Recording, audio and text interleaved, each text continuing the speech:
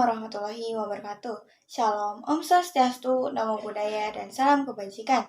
Untuk beberapa menit kemudian, Anda akan bersama saya dan rekan-rekan saya dalam acara Kopi News yang akan menampilkan berita mengenai Perang Dingin dan awal terjadinya Perang Dingin hingga berakhirnya Perang Dingin beserta dampaknya yang akan dijelaskan oleh rekan-rekan saya. Saya Dila Musdalifah sekaligus ketua dari kelompok 1 yaitu Kopi, kumpulan orang paling imut. Di sini saya akan menjelaskan mengenai Perang Dingin.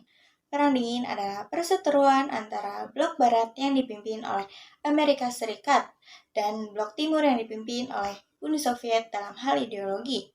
Blok barat cenderung menganut aliran liberal dan kapitalis, sedangkan blok timur yang dipimpin oleh Uni Soviet menganut paham komunis dan sosialis.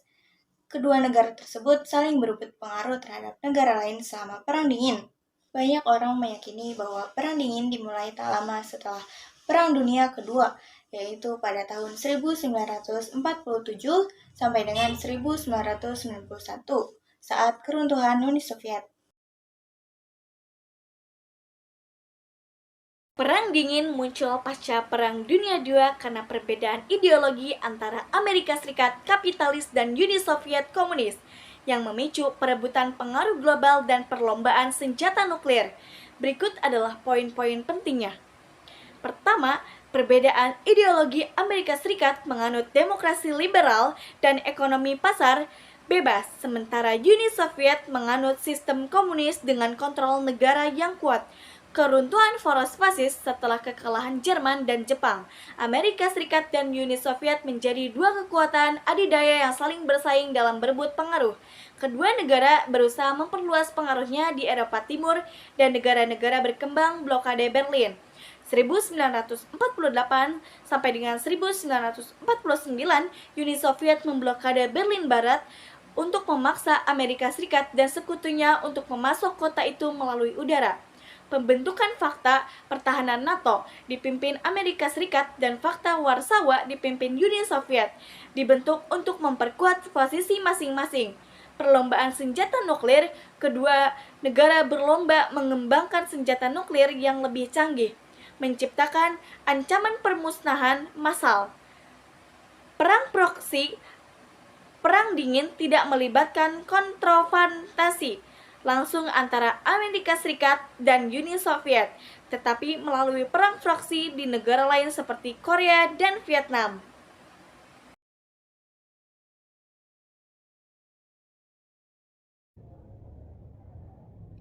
Halo, saya Ramdana. Di sini saya sebagai pemateri kedua akan menjelaskan mengenai awal Perang Dingin periode 1947 sampai 1953. Baik, yang pertama yaitu awal Perang Dingin 1947 sampai 1953 adalah periode penting yang membentuk peta geopolitik dunia setelah Perang Dunia II, meskipun tidak ada pertempuran langsung antara Amerika Serikat dan Uni Soviet. Persaingan ideologi kapitalisme versus komunisme ini memicu serangkaian krisis dan konflik proksi yang menegangkan. Pada dasarnya, Perang Dingin lahir dari perbedaan ideologi dan ambisi kekuasaan kedua negara adidaya. Uni Soviet yang telah membebaskan Eropa Timur dari Nazi Jerman mendirikan rejim komunis di negara-negara tersebut, menciptakan apa yang disebut Winston Churchill sebagai tirai besi yang memisahkan Eropa Barat dan Timur. Menanggapi penyebaran komunisme oleh Uni Soviet, Amerika Serikat mengadopsi kebijakan penahanan atau containment. Kebijakan ini dimulai oleh doktrin Truman 1947, di mana Amerika Serikat berjanji memberikan bantuan militer dan ekonomi kepada negara-negara yang terancam komunisme, seperti Yunani dan Turki. Untuk memperkuat kebijakan ini, di Eropa, Amerika Serikat meluncurkan rencana Marshall 1948, sebuah program bantuan ekonomi besar-besaran untuk membangun kembali Eropa Barat yang hancur akibat perang. Tujuannya adalah untuk menciptakan stabilitas ekonomi yang kuat, sehingga negara-negara tersebut tidak tertarik kepada komunisme. Periode ini dipenuhi dengan beberapa peristiwa krusial yang meningkatkan ketegangan, seperti blokade Berlin 1948 sampai 1949, pembentukan NATO 1949, kemenangan komunitas di Tiongkok 1949, dan Perang Korea 1950 sampai 1953. Sekian materi yang dapat saya sampaikan. Kurang dan lebihnya saya mohon maaf. Assalamualaikum warahmatullahi wabarakatuh.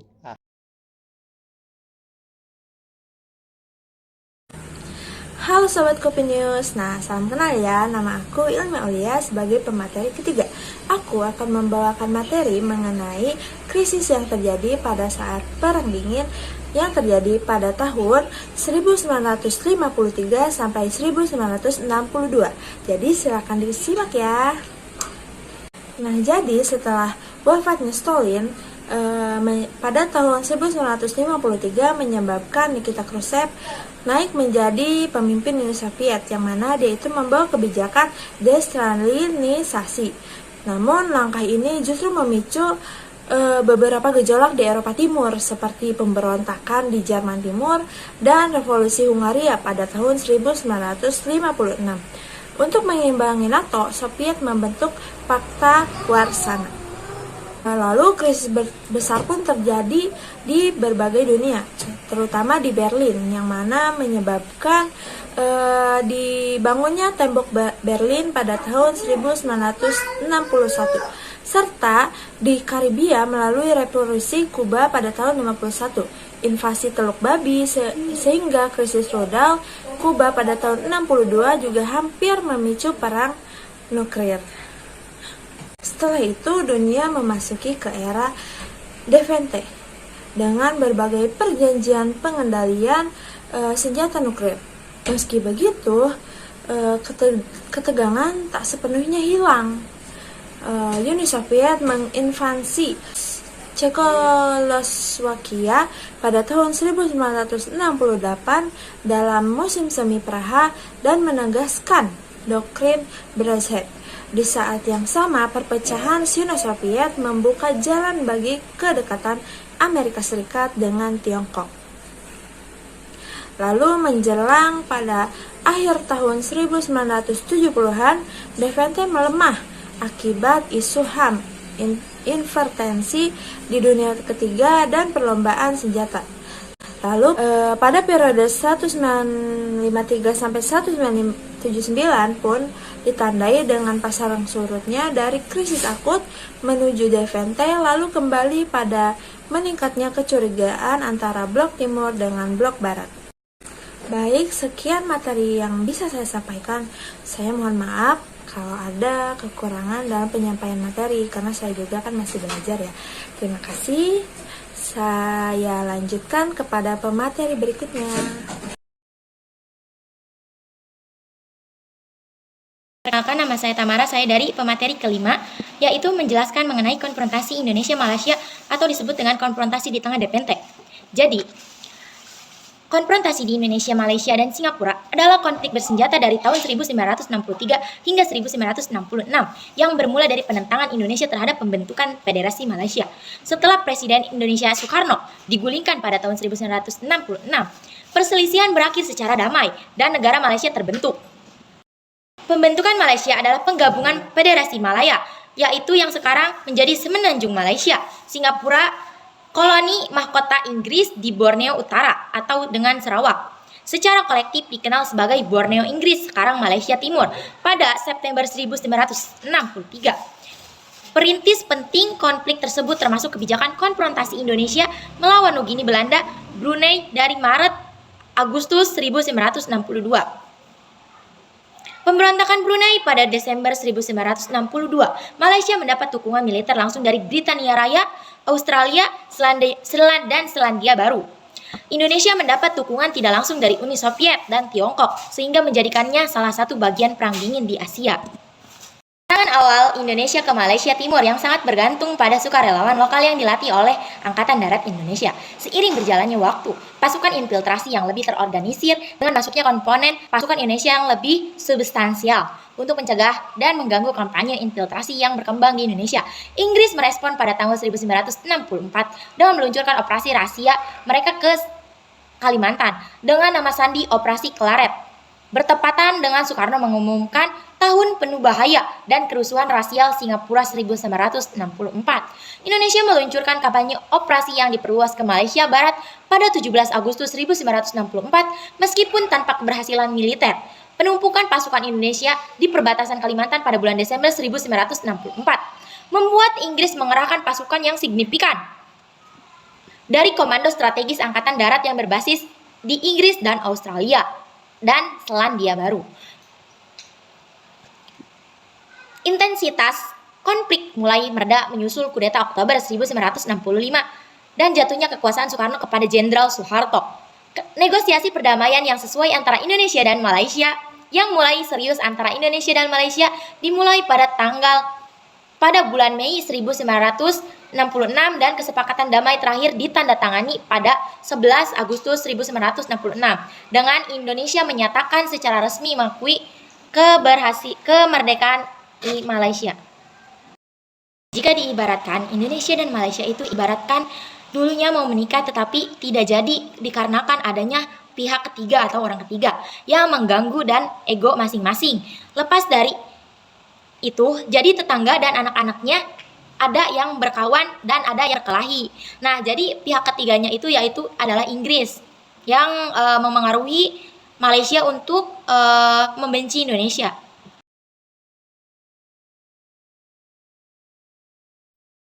Assalamualaikum warahmatullahi wabarakatuh. Selamat sore Kopi News. Saya Yara Nuryanti akan membawakan berita tentang perang dingin yang terjadi pada periode tahun 1979 sampai 1985. Selamat menyaksikan.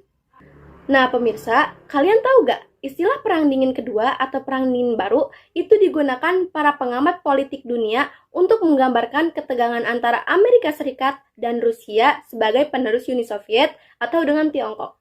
Pada tahun 1979 sampai di tahun 1985, ini mengacu pada fase akhir perang dingin. Ditandai dengan peningkatan tajam permusuhan antara Uni Soviet dan Barat. Nah pemirsa, hal ini terjadi dengan munculnya kencaman keras atas invasi Soviet terhadap Afghanistan pada Desember 1979. Nah pemirsa, perubahan yang sesuai dalam pendekatan kebijakan luar negeri Barat dan Uni Soviet ini ditandai dengan penolakan The Ten yang mendukung kebijakan pengembalian doktrin Reagan. Nah, pemirsa tahu gak nih tujuannya? Tujuannya yaitu untuk membubarkan pengaruh Soviet di negara-negara blok Soviet. Uni Soviet menginvasi Afghanistan setelah revolusi Saur di negara tersebut, yang menyebabkan terjadinya kematian sekitar 1 juta warga sipil pada saat itu loh. Nah, pemirsa, ketegangan mulai meningkat ketika Amerika Serikat mengumumkan bahwa mereka akan mengirimkan rudal Pershing II ke Jerman Barat. Diikuti oleh pengumuman dari Reagan yang inisiatif untuk pertahanan strategis Amerika Serikat. Ketika Reagan mengecap bahwa Uni Soviet sebagai kerajaan jahat. Nah pemirsa, segitu saja yang dapat saya sampaikan. Selebihnya akan saya cantumkan di samping.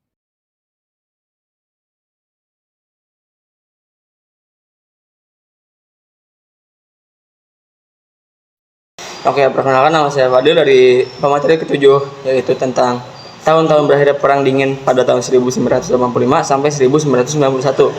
Yang pertama ada reformasi Gorbachev.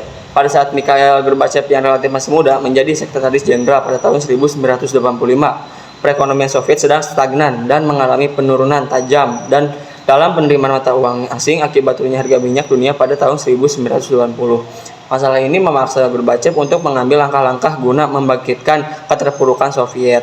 Gorbachev menyatakan bahwa untuk membangkitkan kembali Soviet diperlukan perubahan struktural yang mendalam.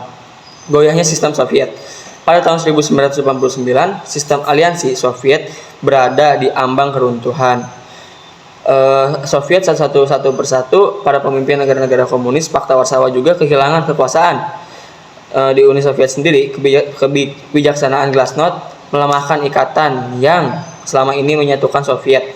Bulan Februari 1990, dengan semakin memuncaknya isu pembubaran Soviet, para pemimpin partai komunis terpaksa menyerahkan tampuk kekuasaannya yang telah bertahan selama 73 tahun.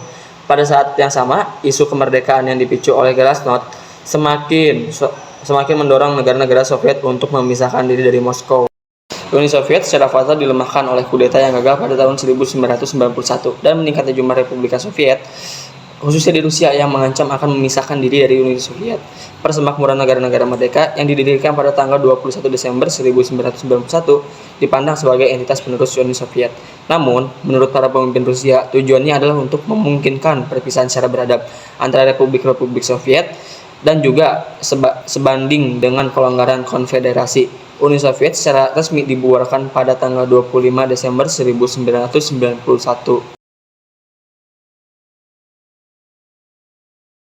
Halo semuanya, perkenalkan nama saya Safa Febrian Hendrianti. Saya adalah pemateri terakhir dari dampak Perang Dingin. Perang Dingin yaitu dibagi menjadi beberapa bidang. Yang pertama ada di bidang politik, di bidang ekonomi, di bidang militer, dan yang terakhir yaitu di bidang ruang angkasa. Yuk kita simak. Yang pertama yaitu di bidang politik. Negara Amerika dan Uni Soviet saling berusaha merebut pengaruh kepada negara-negara lain supaya berada di pihaknya, yang dimana Amerika beraliran liberal kapitalis sedangkan Uni Soviet beraliran sosialis komunis. Lalu poin yang berikut yaitu di bidang ekonomi. Negara Amerika dan Uni Soviet berusaha untuk memberikan bantuan atau pinjaman kepada negara-negara yang menjadi sasarannya. Amerika yang menjadi negara kaya banyak memberikan pinjaman kepada negara yang sedang berkembang, termasuk negara Eropa Barat yang hancur akibat Perang Dunia II. Selanjutnya ada di bidang militer, atau munculnya sistem aliansi atau fakta pertahanan, yang dimana negara yang mempunyai musuh yang sama berusaha membentuk wadah guna mempertahankan diri serta melindunginya. Lalu di sini ada contoh, yaitu dari CENTO atau Central Treaty Organization pada tahun 1959, yaitu merupakan perubahan dari Fakta Baghdad beranggotakan Amerika, Inggris, Iran, Turki, dan Pakistan. Lalu yang terakhir yaitu ada di bidang luar angkasa. Negara Amerika dan Uni Soviet saling berlomba-lomba untuk memperebutkan ruang angkasa atau Star Wars. Misalnya, negara Uni Soviet meluncurkan pesawat luar angkasa yang bernama Sputnik 2 pada tahun 1957. Lalu disusul juga dengan Amerika yang mengimbangi dengan meluncurkan pesawat luar angkasa yang bernama Explorer 1 dan 2 pada tahun 1958. Segitu saja dari saya. Wassalamualaikum warahmatullahi wabarakatuh.